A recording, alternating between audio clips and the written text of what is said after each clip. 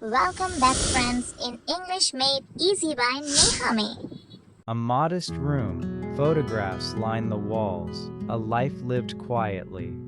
Ria, 28, sits on the floor surrounded by half-packed boxes. She's moving out of her late father's home. Rain taps softly against the window.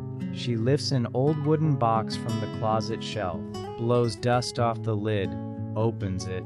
Inside, a stack of envelopes tied with string, each one labeled in careful handwriting. For your first heartbreak, for the day you feel like giving up, for your wedding day, for when you miss me.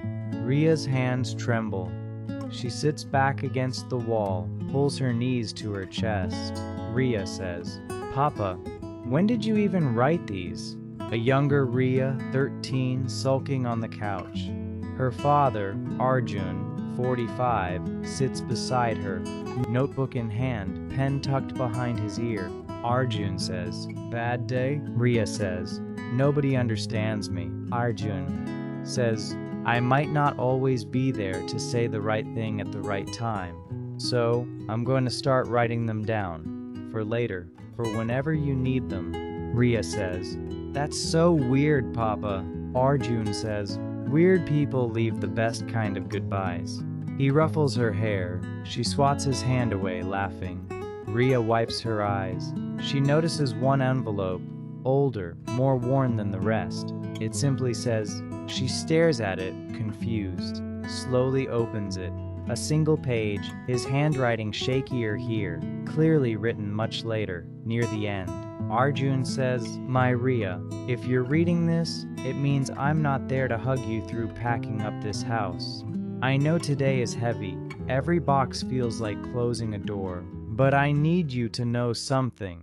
I didn't write these letters because I thought I'd be gone too soon. I wrote them because I wanted you to always find me, even in the empty rooms." Flashback montage. Arjun teaching young Ria to ride a bicycle, running behind her, letting go. Arjun at her college graduation, clapping harder than anyone. Arjun, older now, sitting alone at the kitchen table, writing late into the night, coughing occasionally, pausing to smile at what he's written. Arjun says, "You were always stronger than you believed. I just gotta watch you prove it, again and again."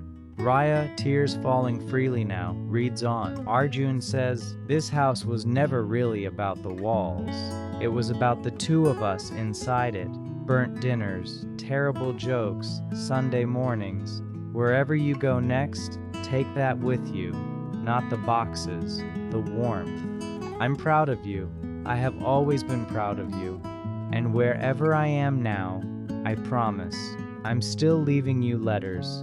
You'll just have to read them in sunsets and songs and the quiet moments when you laugh without knowing why.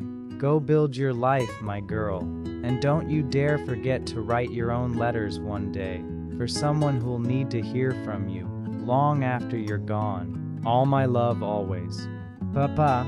Ria lowers the letter to her chest, closes her eyes. A small, tearful laugh escapes her. Ria says, "Okay, Papa, okay." She looks around the empty apartment, no longer just walls, but memory. She carefully places all the letters back in the box, ties the string, and holds it against her chest like something sacred. She stands, walks to the window. The rain has stopped. A soft light breaks through the clouds. Ria says, "I'll write mine too, I promise." She picks up the box, takes one last look at the apartment, and steps toward the door, the light following her. She picks up the box, takes one last look at the apartment, and steps toward the door, the light following her. Love doesn't leave when people do, it just changes its address.